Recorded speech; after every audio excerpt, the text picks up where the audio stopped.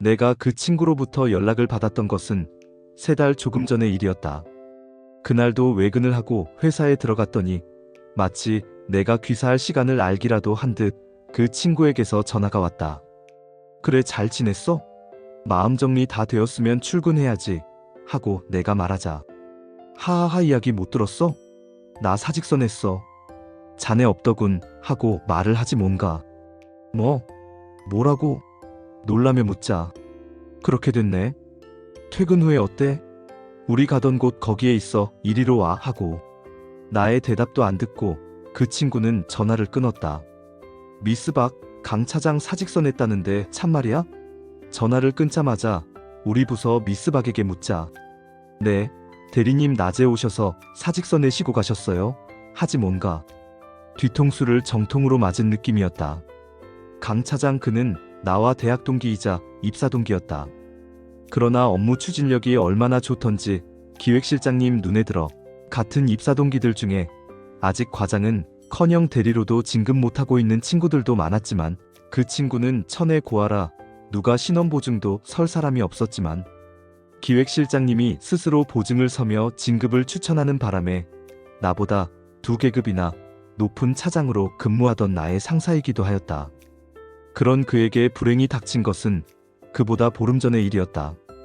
내 아내와 같이 보험 설계사로 일하던 그 친구의 아내가 자기 고객이 사고가 났다는 연락을 듣고는 부랴부랴 고객이 입원한 병원으로 가다가 그만 과적의 중앙선을 침범한 대형 화물차와 정면 충돌하는 바람에 그 자리에서 불귀의 객이 되었고, 나는 회사의 배려로 그 친구의 아내 장례식이 끝나는 날까지 조문객들을 친구와 함께 받았고, 내 아내는 조문객들의 식사며 술상을 전담하며 그 친구의 하나뿐인 딸아이를 달래는 일까지 도맡아 하였고, 사무제도 아내와 내가 주선을 하여 치러야 하였다. 그리고 출근을 며칠 하더니 도저히 일이 손에 안 잡힌다며 6개월간 휴가를 얻어 마음 정리를 하고 출근을 하겠다던 친구가 갑자기 사직서를 내었다는 말은 정말이지 나에게는 아주 큰 충격이었다. 같은 대학을 나왔고 같이 입사한 입사동기였지만 처음부터 친한 사이는 아니었다. 입사한 그 다음 해 여름휴가에 갈 곳이 없느냐고 하기에 난 여름휴가면 고향으로 간다고 하자 자기도 데려가 달라고 하였다. 거절을 못하고 시골로 와서 여름휴가를 지내면서 나는 그 친구가 고아라는 것을 알았다. 누가 봐도 고아로 믿지 않을 낙천적인 성품을 가진 친구였다. 그리고 그 친구와 나는 단짝이 되었다.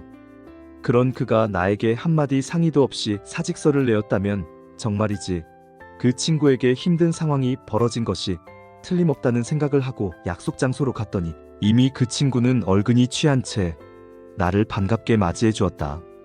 미안하네 한마디 상의도 안 하고. 그 친구는 내가 의자에 앉자마자 술잔을 나에게 주며 말을 하였다. 어떻게 된 일이야? 하고 물었더니 그건 차차 알게 될 것이고, 참 자네 이번 주 금요일 퇴근 후부터 일요일 저녁까지 시간을 나에게 주겠나? 그 친구는 자신이 사직서를 제출한 이유는 밝히지 않고 느닷없이 금요일 퇴근하고부터 일요일 저녁까지 시간을 내어달라고 하였다. 무슨 일인데 그래? 연휴를 알아야 시간을 내든 말든 하지. 술잔을 비우고 묻자. 그건 그때 알게 돼. 금요일 5시 30분까지 차 가지고 요 앞으로 와 하고 일방적으로 말을 하기에 알았어. 그래, 아직 마음 정리 안 됐어? 하고 물었으나 그런 따분한 이야기 집어치우고 술이나 마시세 하며 그 친구는 입을 봉하고 술만 마셨다. 그 친구가 입을 봉하자 난 그 친구 눈치만 살피며 아무 말도 못하고 술잔을 비워야 하였다. 그 친구와 난 헤어지면서도 별말은 못하고 오로지 약속 시간 지켜달라는 말만 듣고 헤어졌다. 집에 와 아내에게 그 친구가 사표를 냈다는 말을 하자 아내는 놀라기는커녕 오히려 금요일 무슨 약속을 하지 않았느냐고 묻기에 놀라며 그걸 어찌 아느냐고 하였더니 아내는 웃는 것도 아니요 그렇다고 우는 것도 아닌 아주 애매모호한 표정을 지으며 이불 속으로 들어갔고 따라 들어가 안으려 하였으나 뿌리치며 몸을 아끼란 말만 하였다. 아니, 넌 약속한 날 그 친구와 약속한 장소로 갔더니 친구의 모습은 안 보이고 친구의 딸인 수미가 고개를 숙이고 작은 가방을 메고 서 있었다. 삼촌가요? 수미는 내 의사는 묻지도 않고 차에 올라타더니 안전벨트를 매며 말하였다. 귀신에 홀린 기분이었다. 아침부터 이상하였다. 아침을 먹고 출근을 하려 하자 아내가 러닝과 팬티를 주며 갈아입으라고 하였다. 그리고 뒷주머니에 손수건 넣어두었다며 그동안 한 번도 챙기지 않은 손수건까지 챙겨주었다. 전날 밤 퇴근 후 샤워하고 갈아입었다고 하였으나 아내는 막무가내로 갈아입으라 하였고 난 어쩔 수 없이 갈아입자 이번에는 생각지도 않은 돈을 주며 먹고 싶다는 것 사주고 해달라는 것 다 해주라고 하기에 그 친구는 나보다 풍족한 친구이니 걱정 말라고 하였더니 아내는 가보면 안다고 하면서 기어이 적지 않아 보이는 돈을 내 주머니에 넣어주었는데 그것부터가 이상한 생각이 들게 만들었다. 그런데 오기로 한 친구는 안 오고 친구의 딸이 기다리고 있다가 연유도 말을 안 하고 무작정 올라타고는 가자고 하니 정말이지 어이가 없는 노릇이 아니겠는가. 어디로? 천천히 차를 움직이며 곁눈질을 하며 묻자. 고속도로 올려서 첫 휴게소에서 세워요. 친구 딸 수미는 나에게는 시선도 안 주고 창밖만 바라보며 말을 하였다. 그래 하고 난 차를 몰았다. 친구 딸 수미. 걔는 내 친구의 외동딸이다. 이제 중학교 2학년인 수미는 항상 쓸쓸하다고 하였다. 아빠도 고아로 자랐고 엄마 역시 고아인 탓에 일가 친척이 하나도 없었기에 내 아내에게는 이모라고 부르고 나에게는 자기 아빠보다 생일이 빠르다며 큰아빠라고 불렀으나 친구가 아빠와 같은 나이인데 큰아빠라고 부르면 자기가 형이라고 해야 한다며 삼촌이라고 부르라고 하여 수미는 묘하게 내 아내에게는 이모요. 나에겐 삼촌이라고 불렀을 정도로 친하였고 무슨 일이 있어 자기 엄마에게 상담을 하기 싫으면 꼭 아내에게 상담을 할 정도로 착한 아이였다. 고속도로를 달리면서도 수미는 말 한마디 안 하고 창밖에만 시선을 두었고 나 역시 어떤 말을 해야 할지 몰라 앞만 보고 달리기만 하였다. 삼촌 휴게소야. 수미는 휴게소 안내 표지판을 보고서야 겨우 입을 열었다. 그래 하고 난 휴게소 안으로 차를 몰았다. 삼촌 구석에 대 안전벨트를 풀고는 가방 지퍼를 열면서 말하였다. 그래 하고는 한쪽 구석에 주차를 하고 시동을 껐다. 아빠가 줬어. 수미는 가방에서 서류 봉투 하나를 꺼내 나에게 주었다. 뭔데? 하고 서류 봉투를 열려고 하자 삼촌 나 안 보이면 봐. 화장실 다녀올게 하며 서류 봉투를 잡았다. 그래 다녀와 하고 말을 하자 수미는 차에서 내려 뒤도 안 돌아보고 달렸다. 난 서류 봉투를 열고 놀랐다. 차 바닥에 떨어진 것은 다름 아니라 피임약인 노원이었다. 도대체 그 친구가 자기는 안 나오고 딸아이를 내보내고는 편지라며 준 서류 봉투에서 피임약이 나온 이유는 무엇이란 말인가. 머리가 아팠다. 난 서류 봉투 안에서 작은 편지 하나를 발견하고 꺼내었다. 친구 친전이라는 앞면의 글과 뒤에는 풀로 봉하여졌고 봉안 부분에는 X자가 선명하게 그려져 있었다. 친구에게 이 세상이 넓고 무수히 많은 사람들이 있다 하지만 내가 마음 놓고 허심탄회하게 부탁할 사람은 자네뿐이었네. 이 부탁이란 것도 나처럼 이 세상에서 의논할 사람 하나 없는 내 딸 수미가 세상에서 나 빼고 유일하게 의논할 수 있는 단 한 사람 상대인 자네 처에게 상담을 하고 또 부탁을 하였으며 양해를 구한 것이니 이제 자네만 내치지 않으면 우리 부녀는 마음 놓고 타국 땅으로 발길을 돌릴 수 있을 걸세. 자네, 내가 이런 말하였던 것을 기억하나? 여차하면 외국으로 이민을 가겠다고 하던 말일세. 난 그 친구가 그런 말한 것을 똑똑하게 기억하고 있었다. 입사 후 우리 입사 동기들 중 첫 대리로 발령날 후보자 1위였던 그 친구가 고아라는 이유 때문에 탈락하였고 그 다음 승진 심사 때 승진 대상자들을 불러 면접을 보면서 한 인사위원이 노골적으로 고아인 점이 문제라고 하는 말을 듣고는 사무실로 와서 나에게 푸념조로 한 말이 바로 그 말이었다. 난 내 딸과 동남아 어느 나라로 이민을 가기로 하였네. 자네나 자네 부인을 생각하면 함께 살면서 웃고 즐기며 살고 싶은 마음이 없는 것은 아니었네. 하지만 딸아이 수미 말처럼 아이를 낳은 후 헌신짝 버리듯이 버리고 고아로 자라게 한 이 땅이 싫어졌고 아내가 죽자 일가 친척 하나 없는 이 땅에서 더 산다는 것이 너무나 무의미하다는 생각이 들었는데 수미가 이민을 가자고 졸랐고 나 역시 고민한 끝에 그렇게 하자고 하였더니 딸아이 수미는 나에게 놀라운 조건을 얘기했네. 그건 이민 가면 본인을 딸이 아닌 아내로 맞아달라는 말도 안 되는 말이었네. 세상에 어찌 친딸을 아내로 맞이할 수가 있단 말인가. 그러나 수미의 고집은 집요하였네. 밤이면 아예 알몸으로 내 옆에서 자려 하지를 않나. 낮에도 학교에는 안 가고 계속 알몸으로 있으면서 나에게 자기를 가지라고 울며불며 애원만 하였네. 그렇지만 난 그럴 수 없었네. 죽은 아내 볼 면목도 없을 뿐더러 파렴치한이 되기는 싫었네. 더구나 내 몸과 아내의 몸이 합쳐져서 탄생한 내 딸 수미를 말일세. 방금까지도 수미는 이왕이면 자네 힘 빌리지 말고 자기의 처녀를 가지라고 내 목에 매달리고 애원하며 울었네. 그리고는 지금 울다 지쳐 내 옆에서 알몸으로 자고 있네. 그래 맞네. 만약 내 딸 수미가 수처녀가 아니었더라면 난 어쩌면 수미를 품에 안았을지 모르네.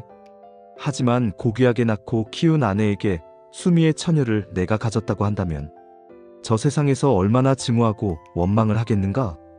나로서는 도저히 판단이 안 섰네. 그런데 일전에 사표 쓰고 자네와 만나기 며칠 전날 수미가 자네 부인을 찾아갔다네. 그리고 수미는 하나 남김없이 사실대로 말하며 어떻게 해야 좋겠냐고 자네 부인에게 물었고 자네 부인과 수미는 눈이 퉁퉁 붓도록 울면서 많은 이야기를 하였다는데 결론은 수미의 순결을 누구에게든 준 후라면 아빠인 내가 자기를 아내로 생각해주겠는가 물어서 그렇게 하겠다는 약속만 한다면 수미의 순결을 다른 사람에게 주고 아빠 품에 안기면 되겠다는 결론을 내렸다네. 그날 밤 수미가 정색을 하며 물었고 난 수미의 결심이 절대 변하지 않을 것이란 생각이 들어 그렇게 하겠노라고 하였더니 수미는 자기 순결을 자네에게 주고 싶은데 아빠 뜻은 어떠냐고 물었고 자네라면 원망할 필요도 없고 어찌 보면 그동안 자네나 자네 부인에게 진신세를 갚는 일이라고 생각하고 승낙을 하였더니 수미는 그 다음 날로 자네 부인을 찾아가 승낙을 해달라고 간곡하게 부탁하였고 자네 부인은 울면서 승낙하였다네. 난 그때서야 아침에 출근할 때 러닝 팬티를 갈아입으라고 한 이유를 조금이나마 알 수가 있었고 적지 않은 돈도 억지로 주머니에 넣어준 연유를 알 것 같았고 한숨을 쉬면서 계속 읽어나갔다. 친구, 마지막 부탁이네. 이런 어려운 부탁하는 것도 이게 마지막 일 걸세. 자네가 나와 수미의 부탁을 들어줘야 우리는 부녀에서 부부로 탈바꿈하여 평생을 행복하게 살 수가 있을 걸세. 자네는 나의 청이자 수미의 청이요 자네 부인도 승인한 이 어려운 부탁을 거절하진 않을 것이라고 믿네. 꼭 부탁하네, 친구씀. PS.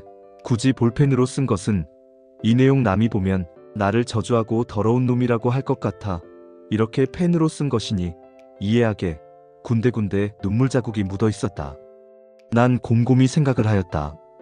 친구가 자기 딸을 나로 하여금 범하도록 하였고 아내까지 묵인 내지는 동조까지 하였지만 도저히 나로서는 납득할 수 없는 일이었다. 아빠는 지금 엄마에게 가 있을 거야. 그럼 전화기도 꺼져 있어. 차창을 열고 도무지 이해도 안 되고 어떻게 수습해야 할지 모르는 복잡한 심경으로 담배를 한 대 피워 물고 친구를 한번 마지막으로 설득이나 해볼 요량으로 휴대폰을 꺼내 번호를 누르고 귀에 대자 언제 왔는지 수미가 차창에 기대어 내 휴대폰을 잡으며 말하였다. 전원이 꺼져 있어. 삐소리 후 수미 말처럼 친구 전화기는 꺼져 있었다.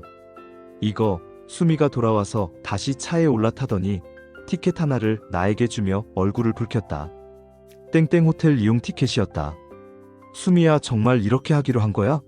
난 답답한 심정으로 친구의 편지를 흔들며 물었다. 삼촌, 더 이상 아무 말도 하지 마. 참 아빠. 수미 입에서는 놀랍게 아빠란 말이 나왔다. 뭐? 아빠? 놀라며 묻자. 응.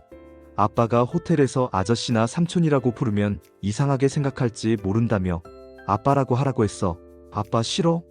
수미가 머리를 내 어깨로 기대며 물었다. 후회 안 하겠니? 난 수미에게 어깨동무를 하며 물었다. 아빠, 나나 이모가 하루 이틀 생각한 줄 알아? 수미가 내 허벅지 위에 손을 얹으며 대답하였다. 할 말이 없었다. 난 다시 시동을 걸고 고속도로를 질주하기 시작하였다. 정창기 예약 확인해 주세요. 호텔 프론트에서 안내원에게 티켓을 건네며 물었다. 아, 네. 정창기님 따님 정수미 씨하고 일요일까지 예약되었고 완불하셨네요. 1231호입니다. 프론트 안내원은 친절하게 키를 건넸다. 아빠 바다 구경하고 방에 가자. 응. 수미가 옆에서 내 팔을 흔들며 애원하였다. 가방 방에 두고 나와도 바다 도망 안 가요? 아가씨 하며 웃자. 호호 부녀분이 재미있네요. 호호호. 프론트 아가씨가 입을 가리고 웃었다. 친구는 자기 이름인 정창기로 수미와 함께 투숙할 것이라고 예약하였고 한술 더 떠서 수미는 진짜 부녀간인 것처럼 프론트에서 나에게 응석을 부리는 치밀함까지 보여주자 난 거의 경악에 가까운 놀라움에 당황하였으나 애써 태연하게 웃으며 수미를 달래는 척하고는 승강기를 타고 방으로 와 여장을 풀었다. 내가 여장을 푸는 동안 수미는 창가에 서서 밀려오는 파도를 넋을 잃고 바라보고 있었다. 자, 나가자 수미야. 난 좀 더 생각을 해야겠기에 수미를 데리고 바닷가를 거닐기로 마음먹었다. 응 아빠. 수미는 아주 자연스럽게 나를 아빠라고 불렀고 또 아주 자연스럽게 팔을 잡고 기대었다. 아빠 맛있는 것 사줘. 호텔 로비로 내려와 수미가 내게 말하였다. 아빠 돈 없다 하자. 피. 엄마가 용돈 넉넉하게 준 것 봤는데도 하기에 안 줬어 하자. 봐요 봐 하며 내 남방 주머니를 뒤졌고 이래도 아니야? 수미는 아내가 아침에 남방 주머니에 넣어준 돈을 끄집어내어 흔들며 말을 하자. 호호 선생님 따님에게 된통당하시네요. 호호. 호텔 로비에서 안내를 하던 아가씨가 입을 가리고 웃었고 주위에서 보던 사람들도 따라 웃었다. 바닷가를 거닐며 장난을 치다가 횟집으로 들어갔고 회를 시키고 음료수와 소주를 시켰다. 좋은 안주에 소주 반병이 못마땅하였지만 난 어쩔 수 없이 반병으로 만족하는 척했고 매운탕에 식사까지 마치고 호텔로 와서는 또 로비에서부터 수미가 가진 아양의 애교를 부리자 호텔 종업원들은 웃으며 우리를 보고 있었으며 그 누구도 부녀지간으로 보는 눈이었지 색살 사이로 보는 사람은 없는 것 같았다. 아빠 안아줘. 방에 들어서더니 수미의 태도는 돌변하였다. 난 아무 말도 안 하고 품에 안긴 수미를 끌어안았다. 수미는 눈을 감고 고개를 들어 입술을 내밀었다. 난 수미의 입술에 내 입술을 포개었다. 친구의 부탁이고 아내도 허락을 하였다고는 하나 난 차마 수미를 범할 수 없다는 생각을 계속하고 있었는데 수미가 품에 안기고 입술을 내밀자 언제 그런 생각을 하였느냐는 듯이 입안으로 들어온 수미의 혀를 받아들이며 가슴을 애무하기 시작하였다. 약 수미가 내 품에서 떨어지더니 돌아서서 옷을 벗으며 말하였고 아 그래 하고 친구가 전달한 서류 봉투 안에서 피임약인 노원 하나를 꺼내고는 침대 위에 놓고 나도 옷을 벗었다. 이모가 손수건 안 줬어? 침대 위에 올라간 수미를 따라 침대 위로 올라가려고 하자 수미가 나를 빤히 올려다보며 물었다. 그걸 어떻게?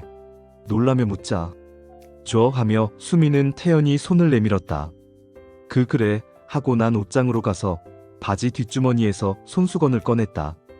내 손수건이란 손수건은 모조리 색깔 있고 무늬가 있는 그런 손수건들 뿐이었는데 내 뒷주머니에 아내가 챙겨 넣어준 손수건은 눈이 부실 정도로 하얀 손수건이라 저기 놀라지 않을 수가 없었으나 난 영문도 모르고 그 손수건을 수미에게 주었더니 언제 가져왔는지 모르는 호텔 타월을 여러 겹으로 접은 후 그 위에 내가 준 손수건을 곱게 폈고 그 위에 엉덩이를 대고 눕고는 눈을 지그시 감았다.